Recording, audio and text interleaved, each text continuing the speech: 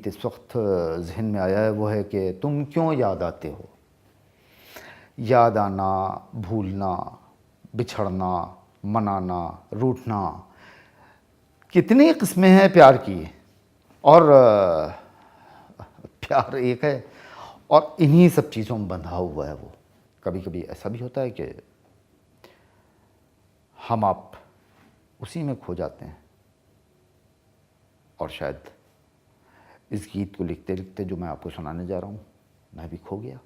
याद आने की हद बीत गई, कितना तड़पाते हो तुम क्यों याद आते हो, तुम क्यों याद आते हो। पहले दीवाना करते हो, फिर होश में लाते हो, तुम क्यों याद आते हो, तुम क्यों याद आते हो। ये प्रीत भी पागलपन है, तन पिघले उलझे मन है, किसको क्या क्या समझाएं और तुमको क्या बतलाएं।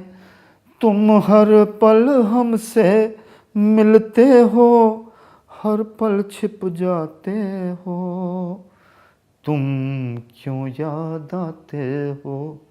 कुछ याद नहीं कब देखा, जब सोचा है तब देखा, कब दूर रहे तुम मन से, तोड़ा है तुम्हें उपवन से।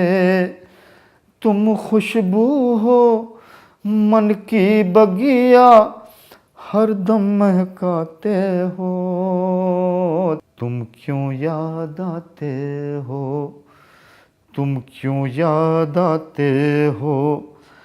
याद आने की हद बीत गई, कितना तड़पाते हो तुम क्यों याद आते हो। अलविदा